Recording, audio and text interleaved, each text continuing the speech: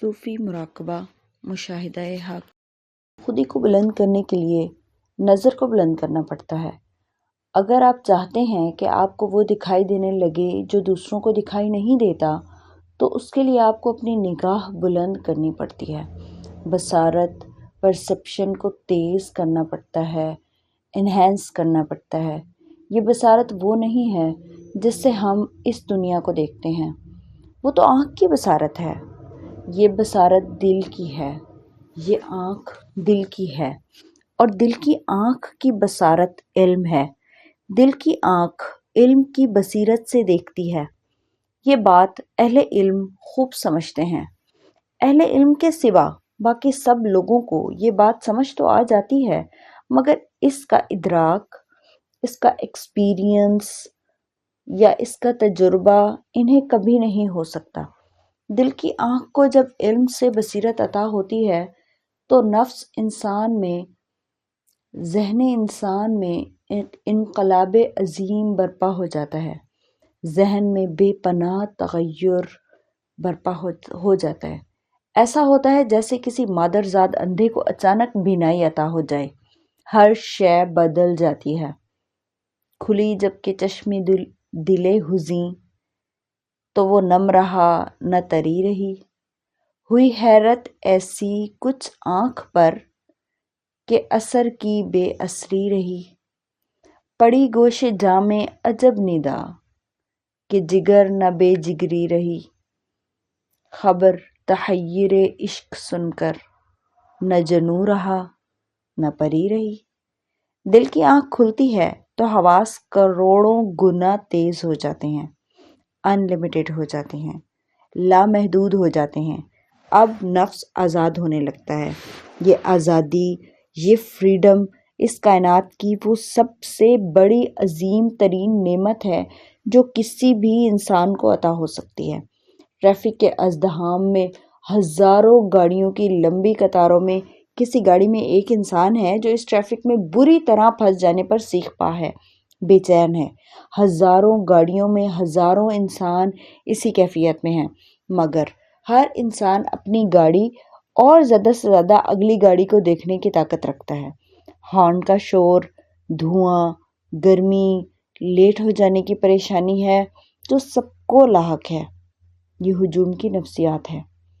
ایک انسان کسی بہت اونچی بلڈنگ کی چھت پر کھڑا ہزاروں گاڑیوں کی اس لمبی قطار کو بلندی سے دیکھ رہا ہے۔ اس کے آس پاس کوئی شور نہیں، وہ کہیں پھنسا نہیں ہوا، اسے کہیں جانے کی جلدی نہیں ہے۔ وہ جو دیکھ رہا ہے اسے ان گاڑیوں میں سے کسی بھی گاڑی میں موجود کوئی بھی شخص نہیں دیکھ سکتا۔ یہ مشاہدہ ہے، یہ انسائٹ ہے، کشف ہے۔ زندگی کو دیکھنے کے لیے آپ کو خود کو زندگی کی نچلی سطح سے بلند رکھنا ہوتا ہے، تبھی آپ کو زندگی اپنی اصل شکل میں نظر آ سکتی ہے۔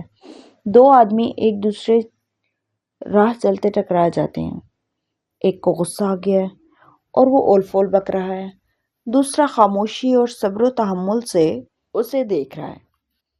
وہ مشاہدہ کرنے والا ہے، وہ جانتا ہے کہ سامنے والا انسان مجبور ہے، اس کی نظر بلند نہیں ہے، وہ اپنے نفس کا محکوم ہے، اس لیے اسے غصہ نہیں آیا اور وہ اس کی گالیوں کے جواب میں شائستگی کے ساتھ معذرت کر کے اپنی راہ ہو لیتا ہے۔ یہ کشف مشاہدے سے ہوتا ہے۔ مشاہدہ کرنے والے کی ساری زندگی بدل جاتی ہے، اس کے افعال، تعلقات، اس کا کردار، ہر شے بدل جاتی ہے۔ مشاہدے سے ذہن خاموش، سائلنٹ ہو جاتا ہے، اور ذہن کے خاموش ہوتے ہی انسان پرسکون ہو جاتا ہے۔ خاموشی یا سائلنس صرف یہ نہیں کہ زبان بند رہے، یہ تو عادی خاموشی ہے۔ کم یہ بھی نہیں، یہ بھی بہت بڑا کام ہے، مگر اصل خاموشی یا ریئل سائلنس یہ ہے کہ جب آدمی خاموش ہو تو اندر اور باہر دونوں طرف مکمل خاموشی ہو۔ یہ بہت ہی بڑا راز ہے۔ مقصد یہ نہیں کہ 24 گھنٹے زبان کو تالا لگے رہے، یہ تو مزاج پر ہے۔ کچھ خاموش طبع، کچھ کم سخن اور کچھ لوگ بولنے والے ہوتے ہیں۔ ہرگز کوئی حرج نہیں، اپنی فطرت کو کوئی نہیں بدل سکتا۔ بس بات اتنی ہے، راز یہ ہے کہ جب خاموشی ہو تو مکمل خاموشی، الٹیمیٹ سائلنٹ ہو۔ مشاہدہ صرف دیکھنے سے تعلق نہیں رکھتا، یہ سننے، چکھنے، چھونے اور محسوس کرنے کا بھی ہے۔ اسی طرح یہ بیرونی یا ایکسٹرنل ہے، اتنا ہی اندرونی یا انٹرنل بھی ہے۔ ظاہر کے ساتھ ساتھ باطن کا مشاہدہ حیرت اور علم کی ایک مکمل کائنات ہے۔ نفس کی جبلیات، انسٹنکٹس کا مشاہدہ بھی ہے۔ مشاہدہ ہر شے کا ہے۔ جو بھی بات آپ کو سنائی دے اس کو پوری توجہ سے سنیں۔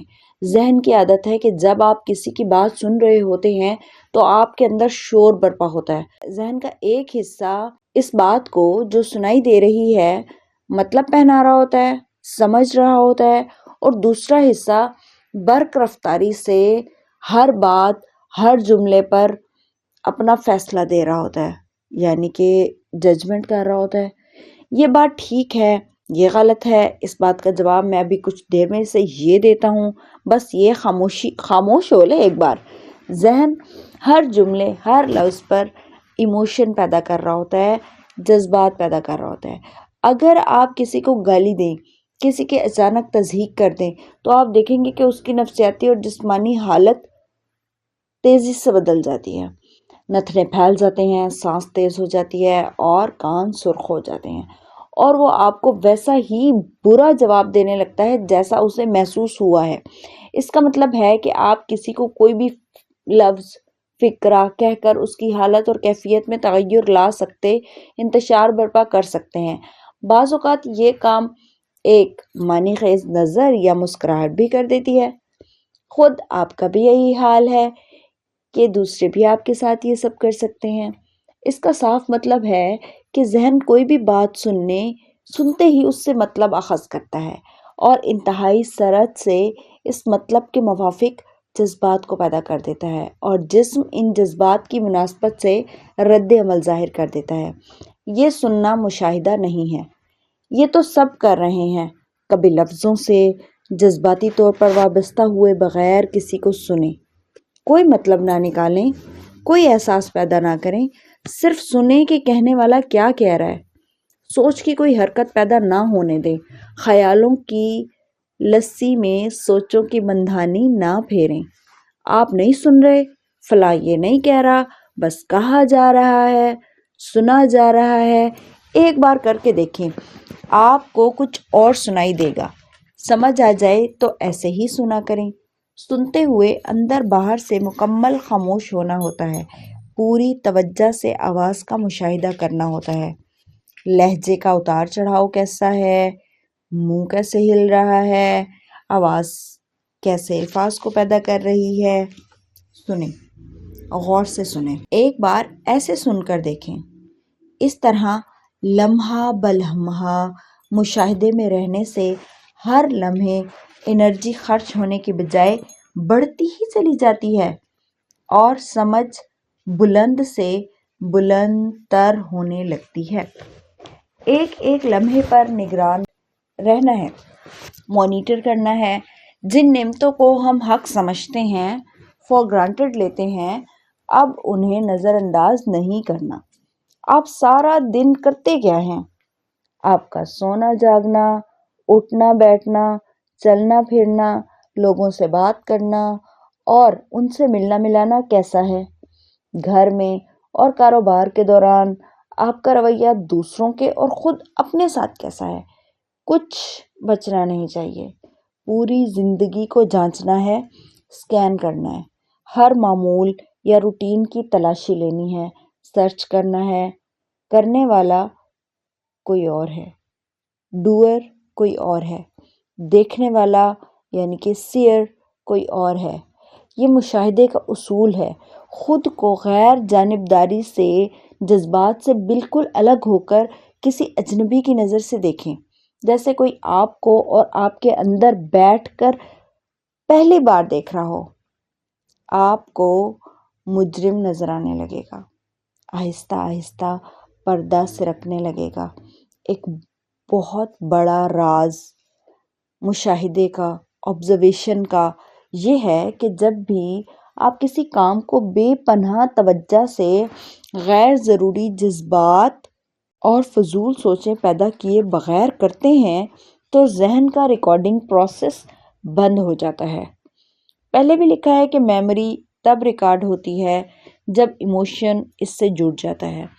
جب بھی مشاہدہ اپنی پوری طاقت سے جاری ہوتا ہے تو سوچ بہت کم ہو جاتی ہے اور جذبات و احساسات کا عمل دخل نہ ہونے کے برابر رہ جاتا ہے۔ اس وقت جو بھی ہو رہا ہو وہ ریکارڈ نہیں ہوتا، اگر ہو بھی جائے تو شارٹ ٹرم میموری کے طور پر ہوتا ہے۔ ذہن مشاہدہ میں پوری طرح آزاد ہوتا ہے۔ کیا ویڈیو گیم کھیلنے کے دوران آپ کو اس گیم کی تمام مکمل تر تفصیلات یاد رہتی ہیں؟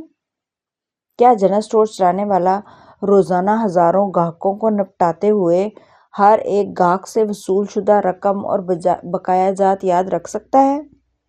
یہ ناممکن ہے۔ جس کام کو غفلت سے اور جذبات کی رو سے کیا جائے گا وہ ریکارڈ کا حصہ بنے گا تاکہ ذہن بعد میں اس کا تجزیہ دوبارہ کر سکے۔ اس کا مطلب یہ ہرگز نہیں کہ یادداشت مٹا دی جائے۔ میموری کی ضرورت تو بار بار پڑتی ہے۔ انسان خوب جانتا ہے کہ کون سی بات یاد رکھنے کے قابل ہے، کون سی سوچ ضروری ہے، کون سی فضول ہے۔ مثال کے طور پر ڈرائیونگ کرتے ہوئے مشاہدہ یہی ہے کہ آپ پوری توجہ سے ڈرائیونگ کریں۔ ایک سیدھا سا اصول مد نظر رکھنا چاہیے کہ جو بھی کرنا ہے پوری توجہ اور پوری ایمانداری سے کرنا ہے، بس یہ مشاہدہ ہے۔ اسی طرح یہ بھی ہے کہ اگر کوئی بری عادت چھوڑنا ہے تو پوری ایمانداری سے چھوڑنا ہے، اور جب اس عادت کی طلب ہو تو اس طلب کا پوری توجہ سے مشاہدہ کرنا ہے۔ یہی مشاہدے کا سچ ہے۔ توجہ ارتکاز کی ماں ہے۔ Attention is the mother of concentration۔ توجہ ایک آگ ہے، ایک بجلی ہے۔ یہ جاگ جانے کا نام ہے، یہ بیداری ہے۔ ہر وقت بیدار، باخبر، اویئر رہنا، پوری توجہ سے، فل اٹینشن سے مشاہدہ آبزرو کرنا مراقبہ ہے۔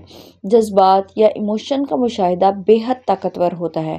فرض کیجئے آپ کو غصہ آتا ہے اور آپ اس بات سے پریشان ہیں اور ہر بار غصے کے بعد پیش آنے والے پریشان کن اور پشیمان کر دینے والے نتائج کو دیکھ کر آئندہ غصہ نہ کرنے کا تہیہ کرتے ہیں، مگر پھر آپ کے ساتھ کچھ نہ کچھ ایسا ہو جاتا ہے کہ آپ غصہ کرنے پر مجبور ہو جاتے ہیں اور بعد میں کفِ افسوس ملتے ہیں۔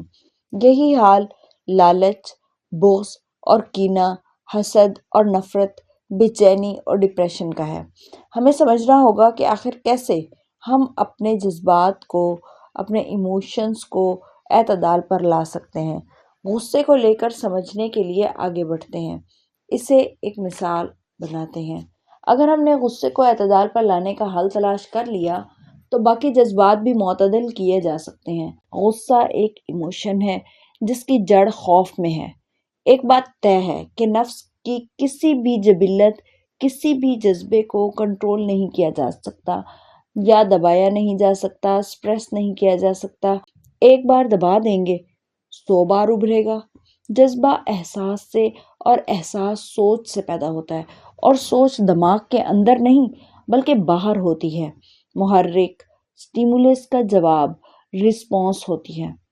محرکات لا تعداد ہیں، چپے چپے پر بکھرے ہیں، اسی لیے آپ کسی جذبہ کو ہمیشہ کے لیے دبانے، ختم کر دینے یا قابو کر لینے میں کبھی کامیاب نہیں ہو سکتے۔ غصے کو ہی لیجئے، کیسے دبائیں گے؟ یہ تو کسی بھی بات، کسی بھی واقعے، کسی بھی ناخوشگوار کیفیت سے دوچار ہو جانے پر اچانک آ جاتا ہے۔ بد نصیبی کا کیا علاج کروں؟ پھر کوئی بات ہو گئی ہوگی۔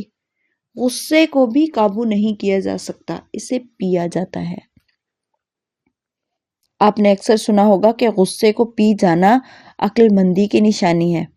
ہمارے ہاں یہ سمجھا جاتا ہے کہ غصے کو کنٹرول کرنے کا مطلب غصے کو پینا ہے۔ نہیں نہیں، ایسا نہیں ہے۔ آئیے دیکھتے ہیں اس تلخ تر جام کو کیسے پیا جاتا ہے۔ جب غصہ آ جائے تو اس کا مشاہدہ کریں، اسے ہرگز نہ دبائیں، اسے آنے دیں۔ بس آپ کو اس کے ساتھ منسلک نہیں ہونا، اٹیچ نہیں ہونا۔ کس بات پر غصہ آیا ہے؟ کس نے کیا کہا؟ کیا واقعی کسی نے زیادتی کی یا میری بھی کوئی غلطی ہے؟ کوئی اور وجہ تلاش کرنے کی ہرگز کوشش نہ کریں، ورنہ نفس ایکٹیو ہو جائے گا، متحرک ہو جائے گا۔ جیسے سننے کا مشاہدہ کیا ہے، بالکل ویسے ہی غصے کا مشاہدہ کریں۔ آپ کو نہیں، بس غصہ آ رہا ہے، آپ نہیں دیکھ رہے، بس دیکھا جا رہا ہے، غصہ آ رہا ہے۔ جسم میں بجلی کسی تیزی سے پھیلتے اس کے احساس کا مشاہدہ کریں۔ یہ کیا ہو رہا ہے؟ آپ کو دکھائی دے گا، سانس تیز ہو رہی ہے، کان گرم ہو چکے ہیں اور ان کی حدت کو محسوس کیا جا سکتا ہے۔ یہ سنسناتا ہوا احساس کیا ہے جو بجلی کے کونڈے کی طرح رگوں پہ میں سرایت کر جانے کے بعد بھی ہر لحظہ بڑھتا ہی چلا جا رہا ہے؟ آپ دیکھیں گے کہ جیسے ہی غصے کا یہ مہیب جذبہ جسم میں بیدار ہوتا ہے، باقی تمام حسیات مغلوب ہو جاتی ہیں۔ کچھ سنائی نہیں دیتا، کچھ دکھائی نہیں دیتا، کسی شے کی تہذیب اور تمیز کا احساس باقی نہیں رہتا۔ اگر باقی رہ جاتا ہے تو صرف مد مقابل کو فنا کر دینے کا اندھا کر دینے والا خونی جذبہ۔ یہ تو پاگل پن ہے، میڈنس ہے۔ آپ کو دکھائی دے گا کہ غصے میں آپ عجیب ہو جاتے ہیں، ایب نارمل ہو جاتے ہیں۔ یہ معذور کر دیتا ہے، ڈس ایبلٹی پیدا کر دیتا ہے، انسان کو جانور بنا دیتا ہے۔ اس احساس کو دیکھتے رہیں۔ جو کچھ بھی آپ نے ان صفحات پر غصے کے بارے میں سنا ہے، اس کا بھی کوئی عکس ذہن میں ہرگز مت لائیں۔ امیج سے مت دیکھیں، ہوشیار رہیں، اویئر رہیں، اتنا ہوشیار رہیں جیسے شکاری شکار پر نشانہ تاک لینے کے بعد دم سادھ کر ہوشیار ہوتا ہے۔ ایک ایک لمحہ پیش قیمت ہے، خود کو پڑھا جا رہا ہے۔ دیکھتے رہیں، پھر دکھائی دے گا کہ کوئی اندیکھی طاقت آپ کو کر گزرنے پر ہی بھیانک طور سے حاکمانہ اور جابرانہ انداز سے اکسا رہی ہے۔ پھر دکھائی دے گا کہ کوئی اندیکھی طاقت آپ کو کچھ کر گزرنے پر بہت ہی بھیانک طور سے حاکمانہ اور جابرانہ انداز سے اکسا رہی ہے۔ یہ اشتعال ہے۔ دیکھتے رہیں، پھر حقیقت سامنے آنے لگے گی۔ مشاہدہ میں ضرورت پڑنے پر انکوائری بھی کرنا ہوتی ہے۔ خود سے پوچھیں، سوال کریں، یہ غصہ کس کو آ رہا ہے؟ کیا میری سوچ کو غصہ آ رہا ہے؟ کیا میرا ذہن اشتعال میں ہے؟ آخر یہ توہین کس کی ہوئی ہے؟ برا کس کو لگا ہے؟ کیا حواس غصے میں بھر رہے ہیں؟ کیا میرا جسم آپے سے باہر ہو رہا ہے؟ باقی آئندہ انشاءاللہ۔